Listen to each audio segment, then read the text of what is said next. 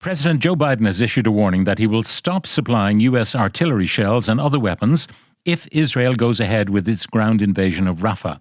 It follows reports yesterday that some shipments of U.S. artillery had already been suspended. In an interview to CNN last night, Biden also acknowledged that U.S. weapons had been used by the Israeli Defense Forces to kill civilians in Gaza, which, on the face of the evidence, is not necessarily news. Well, joining me to talk about the latest developments, Duncan Bullivant, CEO of the Henderson Risk Group. Duncan, good morning. Good morning. Now, what do you make, first of all, of this suspension of the weaponry? Because when I look at the consignments, they're 1,800 2,000-pound bombs and 1,700 550-pound bombs not being delivered to Israel. I mean, even to consider how they might be used on the population of Rafah is a horrifying prospect.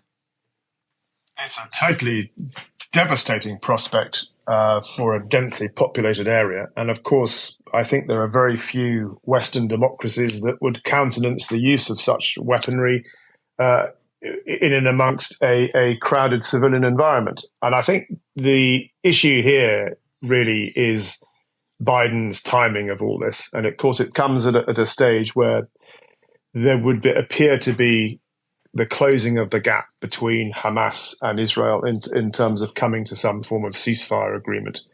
The real problem now, of course, is that Biden has set a red line. It's a peculiar red line because clearly Israel has got a military objective, which is the destruction of Hamas, or at least the reduction of Hamas, so it's no longer a viable fighting force. And there's a bit of a sad history, both with the Biden administration and also previously with President Obama in setting red lines. But Biden set a red line in Ukraine in 2021, and of course in 2012 we had the famous Syrian chemical weapons red line set by Obama. Both red lines were crossed, and if you put a red line in front of somebody like Netanyahu, who is also fighting for his political survival, what's there to be lost actually in crossing that red line? What is Biden actually going to do? Israel doesn't need these bombs to deal with what it's got to do in Rafah. It's got enough already in reserve, and I think Biden has weakened his position. It's an exceptionally unpopular decision in the House of Representatives, both from the Republican side and large numbers of his own party. But it does, of course, play very well for people in critical Democrat constituencies where large numbers of people are sympathetic to the Palestinian cause in the upcoming election. The images that we saw last night, I mean, the Israelis saying, get out of Rafah and go to the safe zones and you'll be fine. There are tents, there's sanitation, there's food, da-da-da. And yet the images I saw on Sky last night of children being carried in the arms of a parent covered in blood and dust on foot of a missile attack. I mean, is Israel calculating that it doesn't really matter what the international community sees? Because they've killed Al Jazeera in their own territory, so that kind of footage may not be readily available to the Israeli population. Are they just saying, doesn't matter, we have to do what we have to do?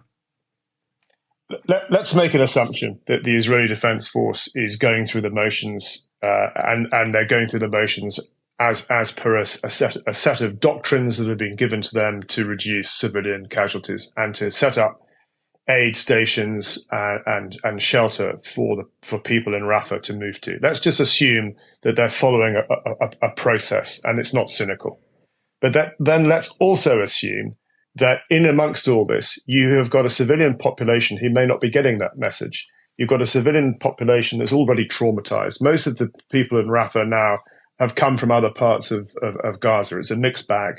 You've got, in amongst all that, you've got several thousand Hamas fighters who, let's not beat around the bush, will be delighted to see more women and children killed and filmed by international news crews if they're allowed in.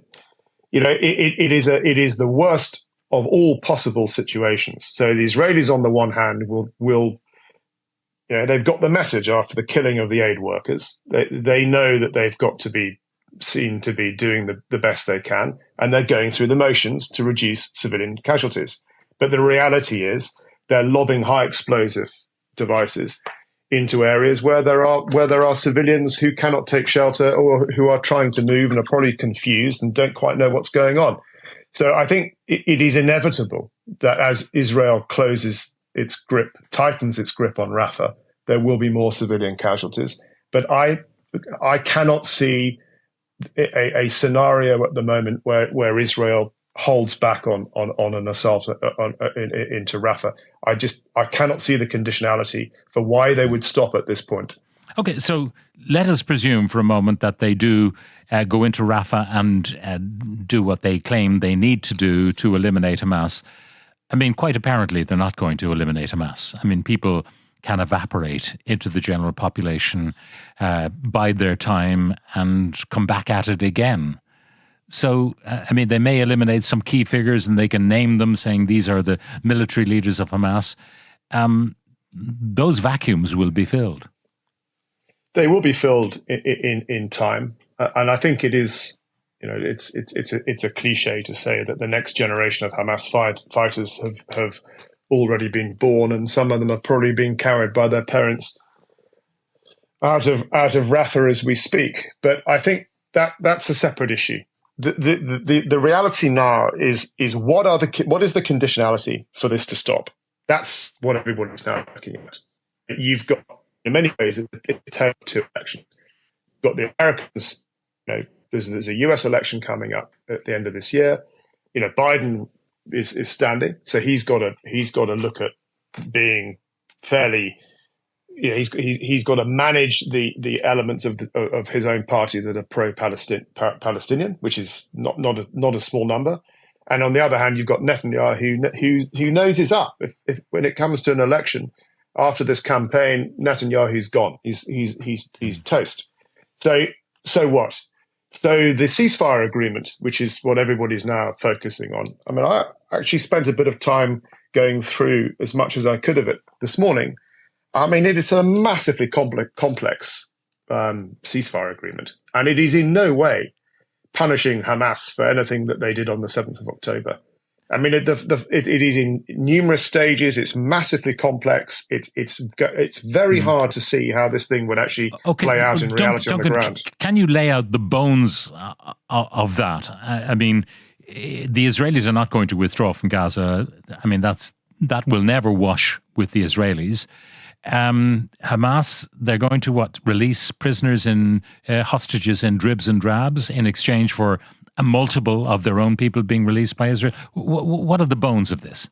The bare bones are in the first 42 days, 30 odd hostages would be released by Hamas in return for an agreed number of prisoners, Palestinian prisoners, to be released by the Israelis. And then you get on to, on day 3, there'll be 3 more released. And then on day 6, there'll be another 5 released. It's very complicated. Then you get into stage 2, which is after 42 days. And the Israelis have moved back to certain areas and have actually withdrawn from Gaza. You get to stage 2 and all remaining live hostages are released. And then you get to stage 3, which is where the dead are exchanged. And then you've got this extraordinary reconstruction plan for Gaza, which is going to take place between 5 and 7 years, compensation for people who've lost their homes and property. And who's going to be overseeing all this? Well, it's Hamas, isn't it? So at the end of the day, they'll be taking a cut of the reconstruction effort. It's going to be overseen apparently by the Egyptians, by Qatar and the United Nations. Well, the UN have already said that they're not in a position to provide a peacekeeping force of any description. They've got no resource. And I think I'm beginning to see that this so-called ceasefire agreement may never actually reach a conclusion because it is just too complex. Yeah. But besides it's far that, too complex. In any ceasefire agreement, you've got to have something for everybody. Both sides have got to see a benefit. Looking at this, getting the hostages back is the big benefit for Israel, which is where a lot of internal political pressure is coming from.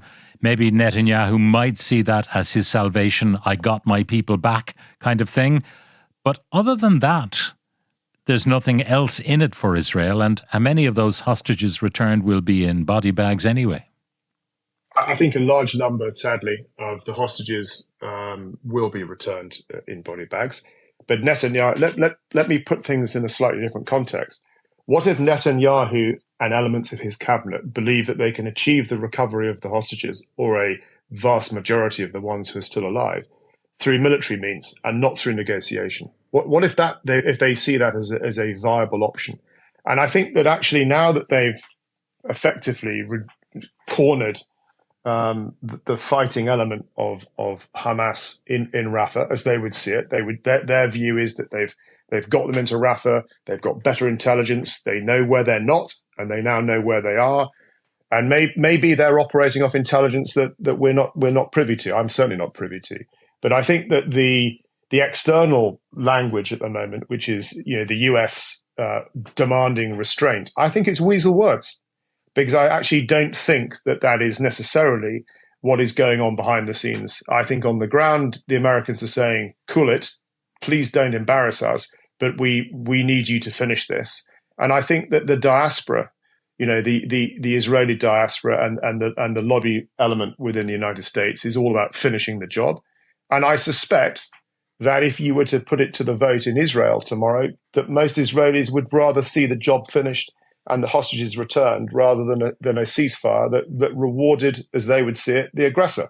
So yet again, an intractable situation, and yet again, the people who are going to suffer most in this, I'm afraid, are going to be women and children and normal people trying to get the hell out of the way of high explosive devices and factions on the ground. Does Netanyahu see a political future for himself then, were he to go down that road and go into Rafah, have a military victory, liberate the hostages, probably claim even those who might be killed by that IDF force going in were already dead? That would be the kind of spin you'd imagine he'd put on it. Does he believe he could have a political future if he did that? I don't think it's about his political future. I think it's about legacy. And if his legacy is that he is the guy that saw it through, that ignored the pressure from what they would see as a confused United States leadership, and that they stood steady and they recovered as many hostages as they could and defeated Hamas. If that's his legacy, then that's probably enough to keep him out of jail. But if this thing goes off at half cock and Rafah turns into an even worse humanitarian situation than we've seen up until now, and he loses American support publicly and materially going forward, and then he has a revolt within his own cabinet, which he's having to manage on a daily basis between his even more extreme elements, like Ben Gvir, who's effectively now called Biden a friend of Hamas.